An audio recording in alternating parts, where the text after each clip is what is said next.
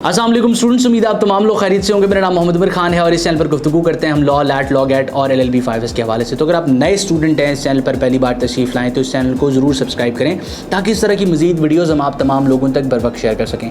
आज की इस वीडियो में हम डिस्कस करने वाले हैं कि आप किस तरह से कम ड्यूरेशन ऑफ टाइम में लॉ एडमिशन टेस्ट को प्रिपेयर कर सकते हैं। साल 2023 का तीसरा लॉ एडमिशन टेस्ट अनाउंस कर दिया गया है और ये टेस्ट 16 जुलाई 2023 को कंडक्ट होना है हायर एजुकेशन कमीशन की तरफ से, और इस टेस्ट में अप्लाई करने की लास्ट डेट 6 जुलाई 2023 है। तो जिस दिन आप ये वीडियो देख रहे हैं, अगर आप स्पेसिफिकली इस टेस्ट के लिए इसको यूज़ करना चाहते हैं तो ये वीडियो अपलोड हुआ है बेसिकली 5/7/2023 को, और इससे अगर हम दिन आपके पास रिमेनिंग टाइम पीरियड गिनते हैं तो आप जो है वो बेसिकली 5 तारीख से 15 तारीख तक जो है वो अपनी तैयारी कर सकते हैं, और कुल मिला के आपके पास ये 11 दिन बनते हैं 5 तारीख को अगर आप इंक्लूड करें। लेकिन आखिरी दिन, टेस्ट से एक दिन पहले का दिन जो होता है वो किसी भी टीचर की तरफ से रिकमेंडेड नहीं होता कि आप उस दिन जो है वो तैयारी करें या उस दिन को स्पेसिफिकली आप अपने तैयारी के स्केड्यूल में इंक्लूड करें। उस दिन आपने रिलैक्स करना होता है, डॉक्यूमेंट्स पूरी करनी होती हैं और रेस्ट कंप्लीट करना होता है और चीज़ों को एटलीस्ट रिवाइज कर लेना होता है, लेकिन तैयारी के लिए वो दिन आपने नहीं इंक्लूड करना। तो 5 तारीख से 14 तारीख तक आपके पास टाइम अवेलेबल है कि आप इस टेस्ट के लिए प्रिपेयर करें। तो ये कुल मिला के आपके लिए 10 दिन बनते हैं। 5 तारीख को इंक्लूड करें और 14 तारीख तक अपनी तैयारी करें।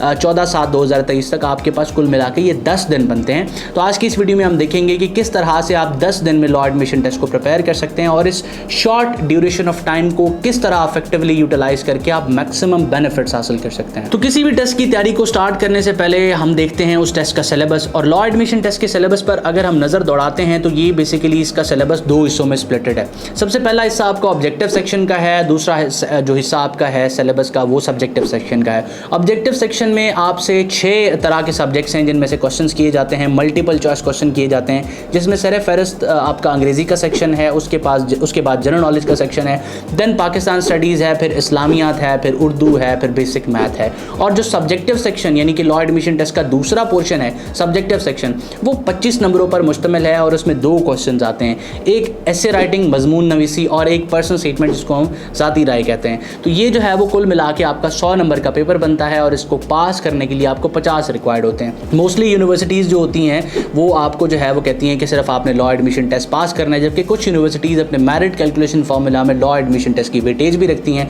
लेकिन हम जब भी किसी टेस्ट को प्रिपेयर करते हैं तो कोशिश करते हैं कि इसमें से जितना मैक्सिमम हम स्कोर कर सकते हैं उतना करने की कोशिश की जाए। अब जब आप तैयारी करने बैठेंगे इस सिलेबस को एक नज़र देखने के बाद, तो आपने अपनी तैयारी को 2 हिस्सों में डिवाइड कर लेना है।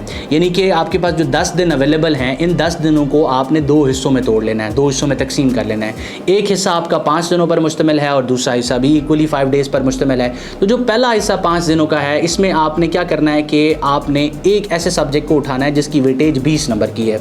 20 नंबर की वेटेज वाला सबसे पहले आप फॉर एग्जांपल इंग्लिश का सेक्शन उठा लेते हैं। तो इंग्लिश के सेक्शन में आपके पास 3 तरह के क्वेश्चंस होते हैं, या मेनली 2 तरह के क्वेश्चंस होते हैं। एक वोकैबुलरी का सेक्शन आता है जिसमें सिनोनिम और एंटोनिम्स पूछे जाते हैं, और एक आपका बेसिकली जो है वो प्रपोजिशन या सब्जेक्ट वर्ब एग्रीमेंट या ग्रामर का सेक्शन आपसे पूछा जाता है।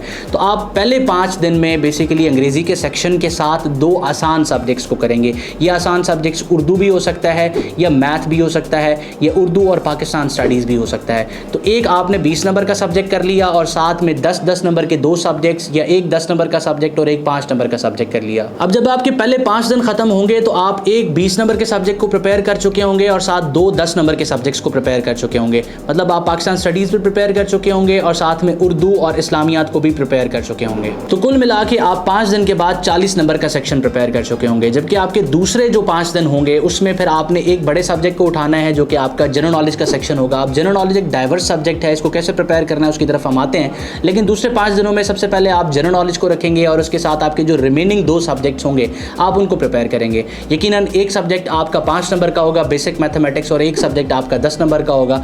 कोई भी सब्जेक्ट 10 नंबर का हो सकता है, वो इस्लामियात भी हो सकती है, पाकिस्तान स्टडीज़ भी हो सकती है, या उर्दू भी हो सकती है। तो 2 सब्जेक्ट्स आप पहले 5 दिनों में कर चुके हैं, आसान सब्जेक्ट 10 नंबर वाले, और 2 सब्जेक्ट्स आप अगले 5 दिनों में करेंगे। तो कुल मिला के जब 10 दिन खत्म होंगे तो आपका ऑब्जेक्टिव सेक्शन कवर अप हो चुका होगा। आप 20 नंबर के दोनों सब्जेक्ट्स को भी कर चुके होंगे जिसमें अंग्रेजी और जनरल नॉलेज है, और आप साथ 3 आसान सब्जेक्ट्स को भी कवर कर चुके होंगे। ये बेसिकली आपके जो 4 सब्जेक्ट्स रिमेनिंग बचते हैं आसान, उनको भी स्प्लिट करके 2-2 हिस्सों में आप प्रिपेयर कर चुके होंगे। तो इस तरह से आप ऑब्जेक्टिव सेक्शन को इन 10 दिनों में प्रिपेयर कर सकते हैं। लेकिन अब सवाल ये आएगा कि 75 नंबर का पेपर आपका प्रिपेयर होगा, 10 दिनों में आपने ऑब्जेक्टिव सेक्शन सारा कंप्लीट कर लिया, लेकिन सब्जेक्टिव सेक्शन का क्या होगा? तो सब्जेक्टिव सेक्शन के लिए स्ट्रेटजी ये है कि 10 दिनों के लिए मैंने आपको स्प्लिट करके सब्जेक्ट्स बताए कि किस तरह से आप ऑब्जेक्टिव सेक्शन सेक्शन को कवर कर सकते हैं, लेकिन सब्जेक्टिव सेक्शन को डेली बेसिस पे आप करेंगे। आप दिन में एटलीस्ट 40 से 45 मिनट प्रैक्टिस करेंगे एसे राइटिंग और पर्सनल स्टेटमेंट राइटिंग की, और किसी सीनियर को, किसी टीचर को आप चेक करवाएंगे ताकि आपको पता चल सके कि आपकी एसेज ठीक है या नहीं ठीक। आपने एक पैटर्न को फॉलो करना होता है जिस पैटर्न की बेसिस पर जो है वो आप मैक्सिमम स्कोर कर सकें। अब पैटर्न वो क्या है, आपने जब भी किसी टॉपिक को सॉल्व करना है, सबसे पहले आपने उस टॉपिक के बारे में ब्रेनस्टॉर्म करना है, कुछ पॉइंट्स इकट्ठे करने हैं एंड देन उसको अटेम्प्ट करना स्टार्ट करना है, और कोशिश करनी है कि जो आपका टॉपिक है वो बेसिकली एक कोहेरेंट मैनर में लिखा हो और साथ वो प्रेजेंटेशन पॉइंट ऑफ व्यू से जो है वो अप टू द मार्क हो, ताकि आप अच्छा स्कोर कर सकें। तो इस तरीकाकार को फॉलो करते हुए आप 10 दिन में लॉ एडमिशन टेस्ट के दोनों एस्पेक्ट्स को, दोनों पोर्शंस को कवर कर सकते हैं। इसका पहला पोर्शन ऑब्जेक्टिव सेक्शन का है, जिसमें मैंने आपको बताया कि आप 2 हिस्सों में अपने टाइम को डिवाइड कर लेंगे 5-5 दिन में, और 5 दिन में आप एक बड़ा सब्जेक्ट पढ़ेंगे और साथ में 2 सब्जेक्ट छोटे पढ़ेंगे, या 2 सब्जेक्ट 10-10 नंबर वाले पढ़ेंगे, और दूसरे 5 दिन में आप जो है वो एक 20 नंबर का सब्जेक्ट करेंगे, साथ 2 जो है वो एक 10 नंबर का और एक 5 नंबर का सब्जेक्ट कर लेंगे। तो कुल मिला के इस तरह से आपका ऑब्जेक्टिव सेक्शन भी प्रिपेयर हो जाएगा, और साथ साथ आप इन 10 दिनों में सब्जेक्टिव की प्रैक्टिस डेली बेसिस पे करेंगे बिला नागा, और अपने किसी सीनियर या टीचर को चेक करवाते रहेंगे ताकि आपकी प्रोग्रेस जो है वो इवैल्यूएट होती रहे। अगर आप सिलेबस पर नज़र दौड़ाते हुए एक और चीज़ पे फोकस करें तो लॉ एडमिशन टेस्ट में कोई भी ऐसा सब्जेक्ट नहीं है जो आप अपने इंटरमीडिएट या मैट्रिक में पढ़ के ना आ चुके हों।